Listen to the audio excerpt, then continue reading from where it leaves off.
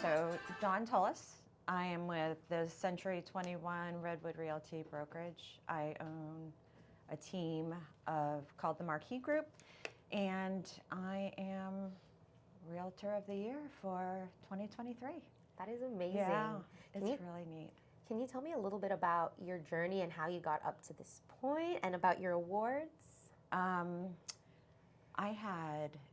been in real estate for about 25 years now. So, you know, you kind of get into this momentum of just you're selling houses, you're working with buyers and sellers. But aside from that, I had a few years ago, I started working with Mobile Hope to do a fundraiser for them, kind of like a community outreach. And I just wanted to, you know, have something larger than just selling real estate, something where it was philanthropic and giving back to the community. And Aaliyah actually introduced me to Mobile Hope because she was doing my social media for me. So we were there, and we interviewed a few different ones. I kind of told her where my heart was and where it was leading me, and like where I would like to help with, kids, and maybe not little ones, but I also wanted it on a very local scale. So I interviewed a few nonprofits because I wanted to do a fundraiser. And what we originally thought was going to be a tiny little, maybe barbecue fundraiser, ended up being a gala at the Ritz. Wow. Where we raised over $160,000 for Mobile Hope. So then I started my own foundation, my own charitable foundation, and decided that in moving forward, part of my journey wasn't just going to be about real estate. And what I'm finding is that the more I dive into the philanthropic, just giving back to the community, and the more it's kind of filling my cup. So between the gala, and then also I assist them with their social media.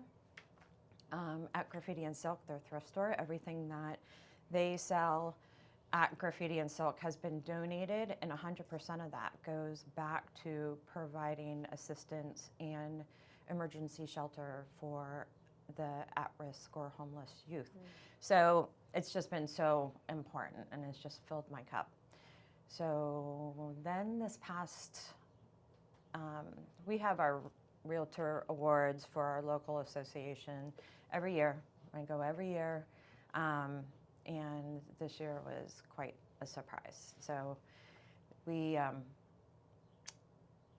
I arrived, I wish they would tell you that you're winning these awards because then you're a little bit more prepared, and you have a speech, and you might not cry when you get up on stage, but then they ask you to talk while you're crying. And so at any rate,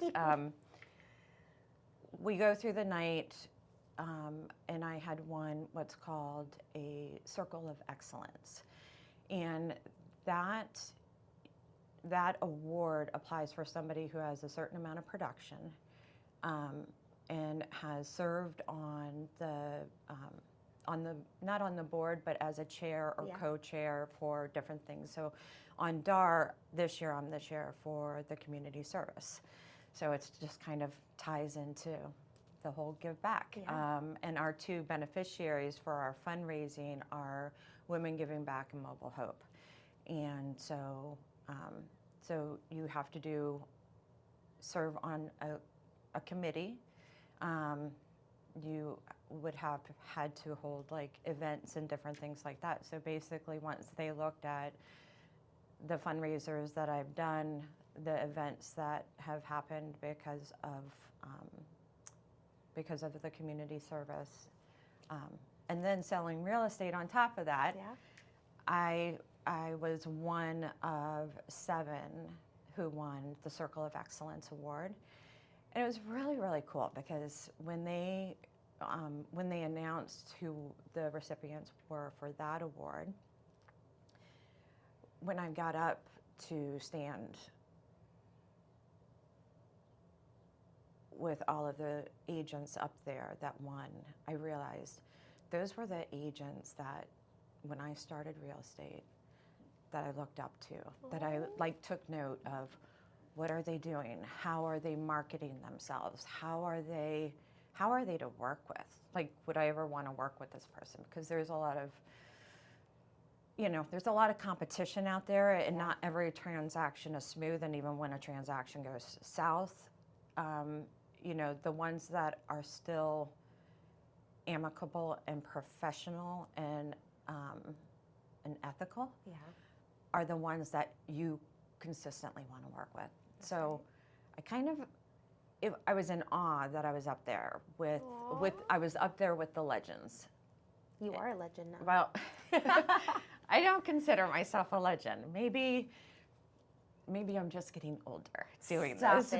But so that was really cool to sit there and think that I got to stand up there with them. That was just super, super cool. So from the Circle of Excellence, they pick one person who kind of stands out for an award called the Jeanette Newton Community. Hold on a second. Yeah, no, I had to read. I'm like, Jeanette Newton Community Leadership Award. Yes, there we go. Yeah. So they pick one person from the Circle of Excellence that wins the Jeanette Newton Community Leadership Award. And that person obviously has to do all of this. Now, Jeanette Newton was the CEO of DAR for over 25 years. And her heart and soul of that, while she was running the whole show and taking care of like all the legalities and things of, contract updates and law and real estate, her big thing was community service and encompassing, like wrapping your arms around your community, because just like you're there for them, they are there for you. And for us not to just be able to provide a service of selling homes, but for us to be a resource for anything that they need in the community. Whether it was community support through fundraisers, or if their family needed help or needed to find emergency shelter, things like that. So unfortunately, she passed away a few years ago, and so they started an award on her behalf because of all her philanthropic work that she did. So that probably more so than being Realtor of the Year is what gets me choked up. Oh, congratulations to that. That's no small little award there. No. That's huge. And that's so important because that aligns with what's in your heart, as well as giving back to the community, being there for the community. Like, that's amazing. How did you find out that this is something that makes your heart like happy? Giving back. Giving back. It's just always been like who I am. It's through church. I've always volunteered. I've always been part of just bringing people together. I think it's just how I was raised. Like, my mom never wanted anybody alone during Christmas or during the holidays, and it was always, everybody was always welcome. The door was always open. And that's the way I feel in my business, it probably drives my kids crazy because I'm just like, everybody come, join me. But, it's just opening your doors to those who need it. Yeah. So I didn't realize how much I loved it until when the boys were little, we started going back to church. It was very important to get them into, and they went to Christian Fellowship School, which changed names through the years, but I was president of their PTO for a couple of years and absolutely loved it. Hated to get up and speak in front of large crowds, but I love just making things better, making people feel more welcome, just opening that up. So I guess that's kind of where it started. And then I was in the dental field for a long time. Oh, wow. And so, seeing patients every day and things like that, it was just like, when people are grateful for what you do, not because, it might be the most important transaction of their life in selling a house, but that you're there before, during, and long after, no matter what. Yeah. So it just makes you feel good. And then once you're recognized for it, you're like, oh, you know, it's nice to be noticed. Yeah, I Yeah. agree. And like all the like love that the community wants to give back to you and take note, I think that's amazing too. Like, Yeah. they're not alone and Yeah. they see that. Exactly. So that's amazing. And then can you tell me a little bit about marketing as far as it goes for your business and getting the word out there? How are you doing with that and what advice would you give? Marketing Yeah, like on is social hard. media. You know, Aaliyah got me out of my shell. She's the one who, like, I credit her for, like, I don't like the way I sound. You know, everybody's their own worst critic. So I had hired her a few years ago to do my social media and kind of make a game plan going forward. And so as far as marketing goes, it's hard doing it on your own. It's hard, especially, like, I love social media. I don't like the editing part, and I don't like the, you know, trying to take pictures of myself. Like, not, is like, I am not a photographer, I'm not a videographer, especially for me, because I will edit something to death, and it should be like a 20-minute YouTube video, and then it turns out being like a 15-second reel by the time I'm done, and I'm not even in it. So, but as far as marketing goes, you know, it's something that I struggle with a lot as far as finding the time to do it. Yeah. So, but social media, YouTube, LinkedIn, TikTok, you know, there's so many different angles and everything out there, and you just have to figure out which ones you're comfortable with and outsource the ones that you're not comfortable with. Yeah. So, but if you're not out there and doing it, then you're probably not doing a lot of business. Like, people don't know who you are, and people want to see the authenticity. Yes. Right? Yes. People want, I love telling people's stories. And I think that's probably when I go in for a listing appointment and they, you know, tell me the story about, you know, them growing up in the house and raising their kids and, you know, that part of their story, that's what I love to tell. And that's what I'm most interested in. And I think when somebody can see, like, you are going to tell their story the way that is going to touch somebody else's heart, that's what they want. That's who they want to sell their house to. Is the person is the person who's going to now raise their family there and is now going to, you know, or is going to retire there. So it's really cool. That's beautiful. Thank you. You're welcome. And what advice would you give to anybody, business owner, another realtor, about wanting to help the community and they don't know where to start, who to talk to, or even just like being successful, but also remembering to give back to their communities? I would say find your passion. You know, for me as a business owner, I found what I love. And if you go, in my opinion, when I interview agents that come onto my team, one of the first questions I ask them is, why do you want to do this?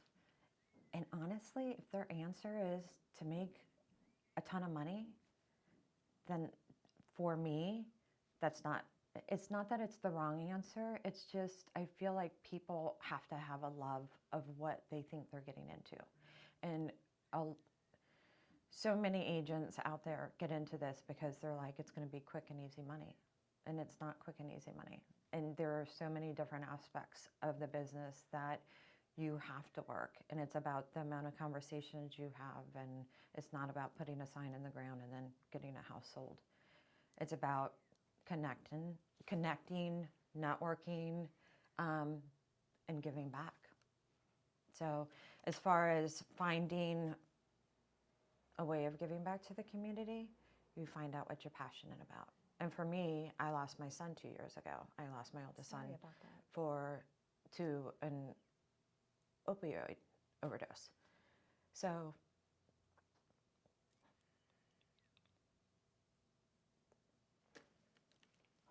Yeah.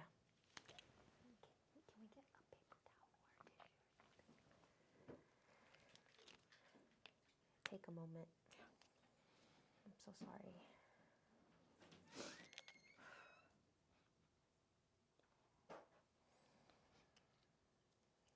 my makeup's gonna run. Damn it. Don't let it. This is what we do, right?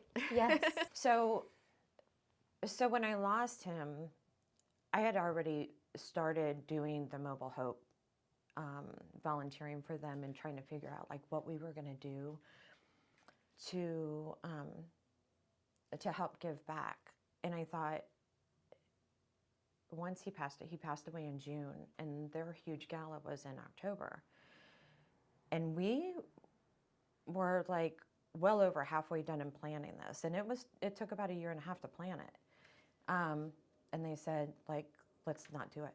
And I was like, no, now more than ever, we need to do it. Like, we need to, if there is something that I can do to help one more kid in crisis, then it's worth it.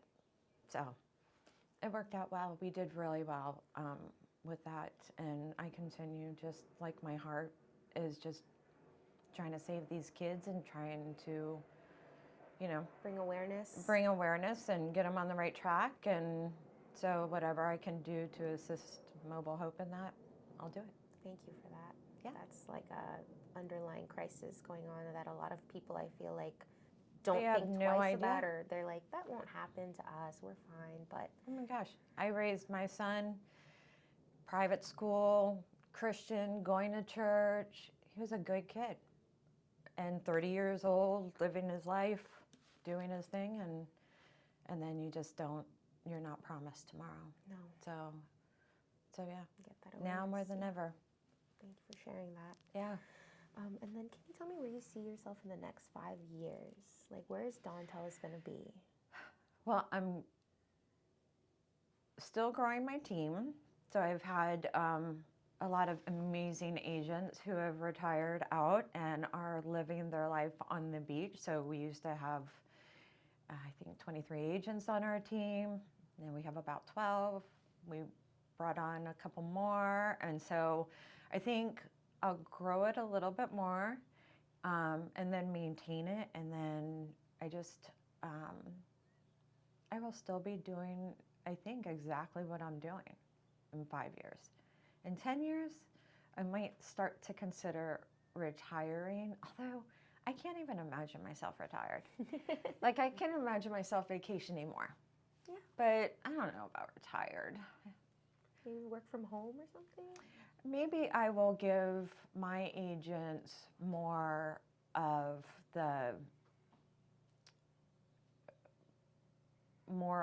my business and kind of transition off. There you go. But not for well over 10 years. You're like, I love what I do. Like, I keep on asking my fiance, Trey, I'm like, can I retire yet? Can I retire yet? He's like, you'll never retire. Yeah, I love how he's like calling you out, like, you're not retiring, sweetie. You won't. He was like, you can retire if you want to, but you would just not be like happy not selling homes and Being around people. And I'm just a people person, I love whether I know them or not. No. Yeah. And it shows, awesome. like, yeah. Aw. So thank you. Again, thank Sure. you so much for sharing that. I know some things are a little bit on the tougher side to speak about, but thank you. I know it's like for awareness as well, so other people can be aware. I know like that your journey hasn't been something just of a straight line. It has its ups and downs, but Yeah. here you are today, still going and being strong and helping out the community. So we just thank you for that, because I know without people like that in the world, it makes it a little bit lonely. Yeah. So it feels so good that there are people who care about others and want to see people thriving, and we have a safe space Right. to go to and to talk to. So Yeah, absolutely. that means so much. Thank you. Yeah, absolutely. And then can you tell me a little bit about what your favorite thing is being a realtor when you're helping people find a new home, moving away from another state and they don't know what they're going to be doing, like as far as living in a home where they don't know anybody? Oh my gosh. Those are probably relocation clients that come from out of town are amazing because I get to tell the story, whether it be Loudoun County, Fairfax, Prince William. When I started real estate, I realized that I love the history behind how like Loudoun County has grown up. And I've lived here since there were just dirt roads coming through the middle of, you know, Broad Run was considered children of the corn because it was in the middle of a cornfield. Yeah. And you had to take a gravel road, like Waxpool I Road. can't picture that. Used to be a gravel road to get there. And I remember going, when I was in high school, coming out to football games and remembering we had to go through the gravel road. And so it was, I've watched it develop and it's just so cool. And just when I think, oh, it's settling down, it's not settling down. It takes you by surprise. It does take you by surprise. Yeah, it does. Like I was just driving by Gold's Gym in Ashburn the other day, and one day it's up, and you know, next day it's going to be a data center, and now it's torn down, and Oh my gosh. it is. It's growing up so fast. It is. It's growing What are up so your fast. thoughts on that? Like so much change like that. How do you feel? Like, are you feeling like, okay, cool, it's gonna bring more stuff, or like, maybe it shouldn't be a data center? What are your thoughts on that? You know, I think that there is a way to grow. I understand both, you know, the residents who don't like to live around the data centers, and I also understand the impact and benefit that the data centers bring to the county. I can see both sides of this story, both sides of each situation, and I just think, things are going to grow, and I just, like, people naturally do not like change. And I understand that. And like now out in Prince William County, they're saying that that's going to even have more data centers than Loudoun County does. So we're seeing that whole thing grow. And I'm just looking back and watching that. And I've been to some of the meetings out with the county, and just people are, it's like a deja vu of where Loudoun County was. And I think that there's a smart way of bringing them in and a smart growth pattern. Yeah. And I think as long as we're all learning from other counties on what that looks like, then I think it's a good thing. Yeah, I agree with you on that. Yeah. And now my final question for you is, if you could leave our listeners with any message that's in your heart, it could be I know you've talked a lot about causes and the opioid crisis that's going on in our nation. Yeah. But if there's anything else that you would like to share or leave our listeners with, what would that message be? Well, if they're looking to buy or sell a home, call me. But besides that, and every real estate agent, I'm sure, has said that. Yes. I would just say, find what you love to do and find your passion. And just, it doesn't have to be a lot of time that you dedicate to it, but, like I said before, tomorrow's never promised. So find out what you're passionate about and volunteer. Volunteer, it doesn't have to be a monetary donation, but donate your time, donate your efforts, everybody has something worth giving back for. And just find out what that is. All right. Thank you so much, Dawn. Yeah. I really appreciate you coming in and sharing your story and your time with us. Yeah, thank you. Of course.